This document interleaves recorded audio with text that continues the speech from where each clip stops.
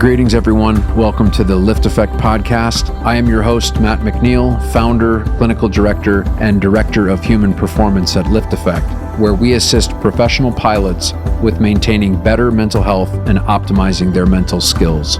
The goal of this podcast is simple: to help pilots and other high liability professionals and disciplines come out of the shadows to discover how we can live better lives personally and professionally.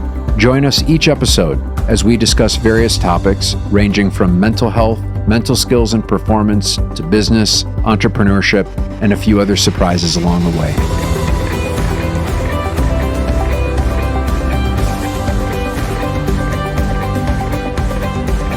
Ladies and gentlemen, Matt McNeil, welcome to the final episode of 2023 of the LiftAffect podcast. I'm the solo host today. Decided it's the holidays. We're going to give the big guy Carl a break, let him have some time off. And I want to keep it brief today because I don't want to take up people's time on the holidays, but waited a little bit this week. I wanted to wait to just kind of hit this on the last day of the year. It is December 31st, 2023, and we're wrapping up 2023.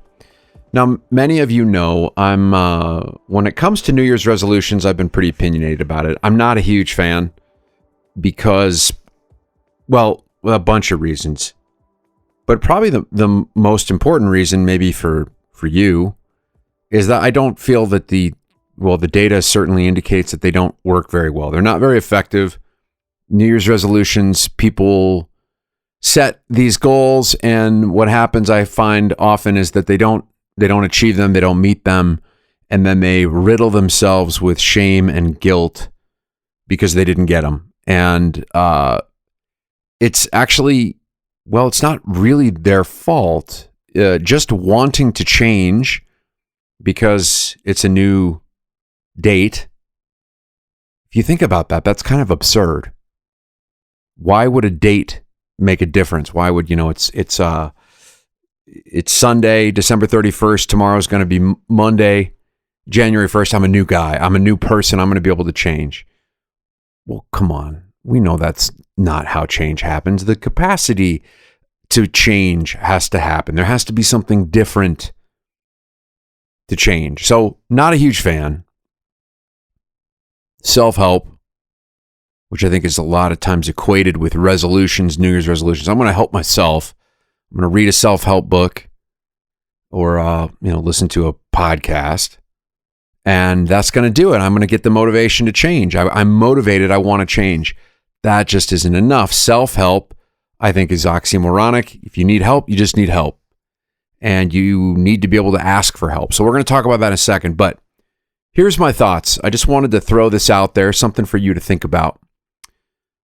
I think of New Year's. I think New Year's is kind of an interesting, I'm not bah humbuggy about the New Year. I think the New Year is cool. I think I like watching the ball drop.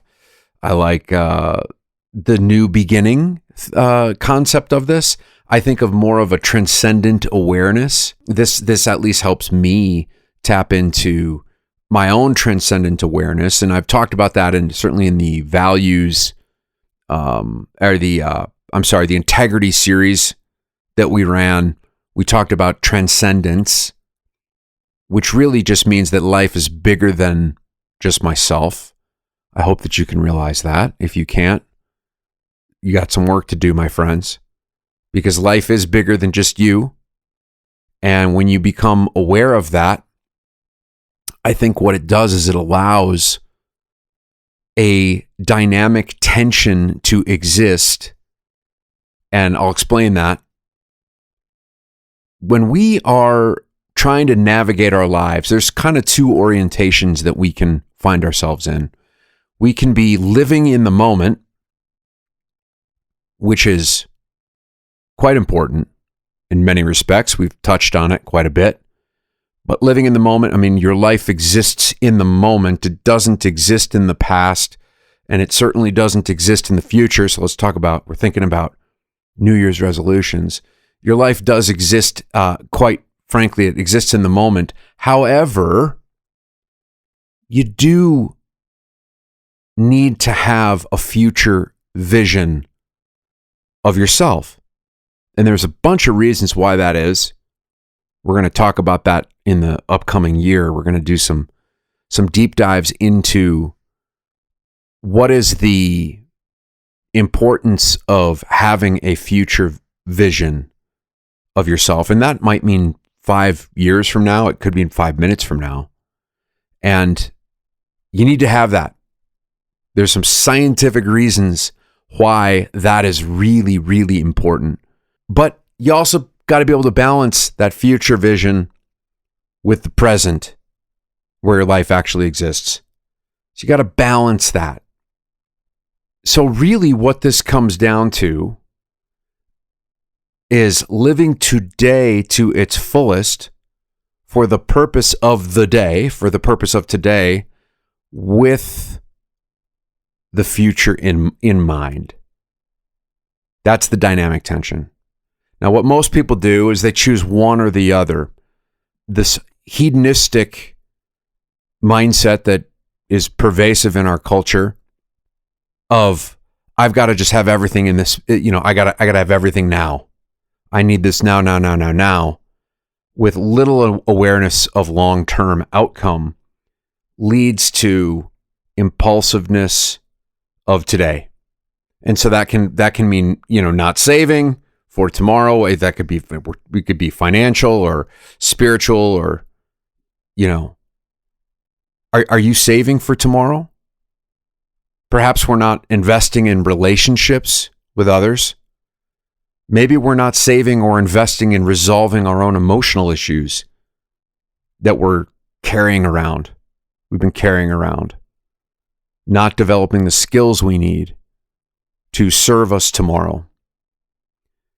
So that, yes, I'm a fan. Let's live in the moment, but let's not be so in the moment that we have no concept of what is the ramifications of our decisions going to be moving forward. And then on the other side, there are some people that are so focused on tomorrow. I find this often is a problem with fairly high achieving people, is they've gotten so accustomed to living for tomorrow, the proverbial carrot, that they miss today. There's no present moment awareness. And so that can mean, and I think these lead to behaviors which can become overly miserly, if you will.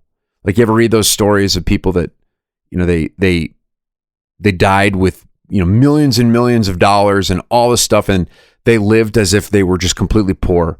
No, I mean, that's cool. I think it's nice to be humble, and money certainly does not buy you happiness. Guys, gals, trust me, it does not buy you happiness. A certain level is equated with happiness, but it is so much lower than what you think it is. And, forget who it was. Forget which rapper said, mo money, mo problems. But it's true in many respects. So you need to live for today. You need to be able to also live for tomorrow. You need to be able to plan for tomorrow. Have some future vision of yourself. But let's not be miserly and die with millions, Let's find the balance. Find the dynamic tension of now and future. So that's the first, I guess, thing I kind of had on my mind, and quite frankly on my heart, as I approached this conversation today. Secondly, when we're thinking about the New Year's, I'd like you to review 3, I think, very important areas when you look back on 2023. It's important to look back. It's like the post-flight debrief, very important part. I know you just want to get out of there and go home, but if you don't integrate what happened, it's very difficult to learn all of the juicy stuff that's in there, and it's very difficult to move forward with purpose. So a few areas I'd like you to review. When you think about, maybe you've had resolutions or you had goals, I want you to check in. I want you to look at, 1, some clinical areas of your life. which really means how are you feeling? How are you health-wise? Body health, mental health. How are you mentally? How's your anxiety? How's your maybe some depression or your stress? How's your joy? Look at the clinical area. Second, the relational areas. How are the key relationships in your life? Whether it's with a partner or with your children or with your friends. What's the state of those? And third is the performance areas. Are you using your talents and your gifts? How's your performance? How did I do this year? Did I have a goal to move things forward, and did I do this? So no judgment. Now, the key here, if you start judging, you're just going to screw yourself. You're going to become defensive and closed and, committed to being right, or just self-loathing, shoulding, should all over yourself, or musting. I must. Albert Ellis used to call it masturbating. Don't masturbate. It's a bad look. So take a look at those. If you didn't achieve it, are you planning on focusing on this in 2024, in the new year? So look at the past year and do a couple things. Look at it in the eye, and here's a key thing. Accept it. You have to accept it because it's done. It's gone. Last year is gone. Blame, guilt, and shame, it will not help you. It will not help you. Secondly, ask, if you didn't get there, it's key, why didn't I do it? Or why didn't it work? Then look at the obstacles and name them. It's very important that you name these obstacles. And I hope that you're writing this all down in a journal or take a note in your phone, wherever, notepad, somewhere where you can keep it. But you've got to look at what are the obstacles and name them out. Now, here's a key question. Do you want something to be different in these three areas? Now ask yourself these questions. 1, am I really clear about what I want to be different? And do I really actually want it? Is this something that I'm going to be committed to making the time for, the effort, and the money? Because it's going to take all three. If you want to change it, it's going to take all three. Secondly, key question, again, self-help, don't buy into it, just get help. Who is going to help me?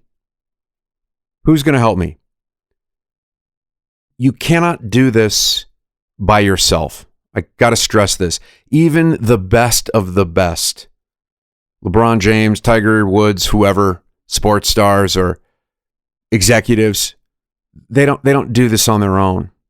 They've got a team that helps them. Who will help you? Who's going to be on your team? Are they experts? Are they coaches or psychotherapists or financial advisors, or accountants? Or are they non-experts? Who is going to take you there? Who's going to help you get there?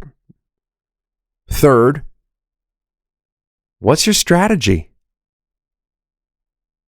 What's your plan? You got to have a winning plan. You got to have a winning strategy. Without a strategy, it's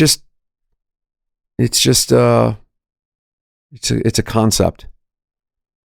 It's like a poster on the wall. You need to have a strategy. You need to have a plan. And I would say you need a winning one, or you're setting yourself up for it to not work. Fourth, how will you measure your progress, yourself along the way? And importantly, how will you hold yourself accountable to doing what is necessary and what is required to help you get there? If you don't measure yourself, it's hard to know where you are. And if you don't have some level of accountability, it's going to be very easy, as we all know, it's going to be very easy to just, I'll do it tomorrow. We'll just do it later. You know what? Forget it. Let's go for 2025. And fifth, lastly, once you measure it, what is a quick way of being able to correct when it's not working so that you don't cement in a poor habit or a poor process that will keep you stuck in perpetual underperformance? So, if you're going to do some New Year's resolutions, okay, that's fine. You can do some New Year's resolutions. I want you to, one, get clear about what is going to be different and ask yourself, do you really, maybe those New Year's resolutions you set last year, you didn't hit them because they were stupid. It didn't matter to you, right? It's like, dump it, get rid of that. But is this something that you're willing to really, bleed, sweat, and cry for? Are you committed to making the time? Don't find the time, you make the time. The effort, expending on the effort, and is certainly the money to being able to achieve this. So you got to have that in place. Otherwise, what's the point? Second, who's going to help you? Put your team together, get your crew. You can't do this on your own.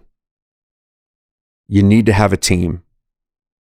3, what's the strategy? What's the plan? What is the winning strategy that you're going to implement? And maybe that's why you go to an expert, because they have the advantage of maybe having strategies and processes and the advantage of being able to, smell your breath. You can't smell your own breath. That's why experts have the third-party sort of perspective of being able to tell you what smells good and what doesn't smell so great. 4th, how are you going to measure this along the way? How are you going to hold yourself accountable to doing what is necessary for you to get there? And then once you're measuring, how are you going to pivot to make corrections when things are not working well?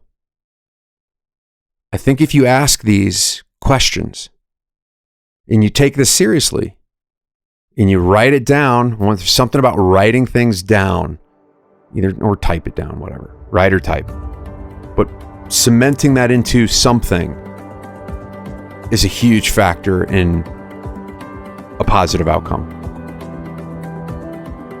We're here to help. If you need my help, if you need LiftAffect's help, you need the V1 Project's help, reach out. So with that, I care so much about this community, and I'm so appreciative of your time and your support and supporting each other. That's what this is about. That I hope that you ring out the new year safely and that 2024 is going to be amazing. I'll see you there.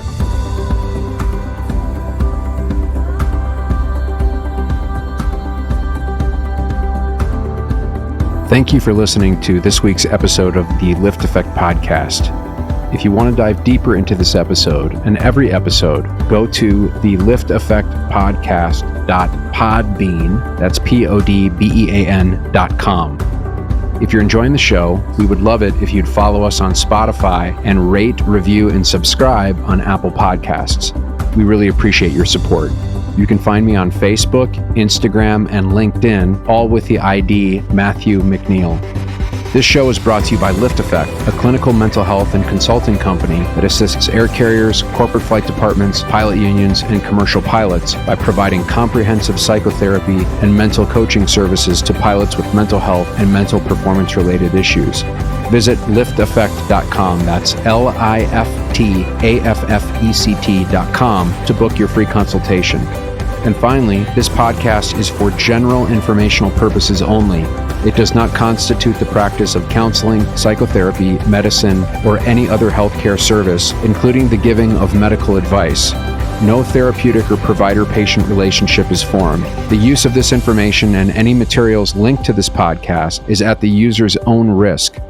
The content of this podcast is not intended to be a substitute for professional psychological advice, diagnosis, or treatment. Users should not disregard or delay in obtaining advice for any psychological or medical condition they have, and they should seek the assistance of their healthcare professionals for any such conditions. Thanks for tuning in, and we'll see you next time on the LiftAffect podcast.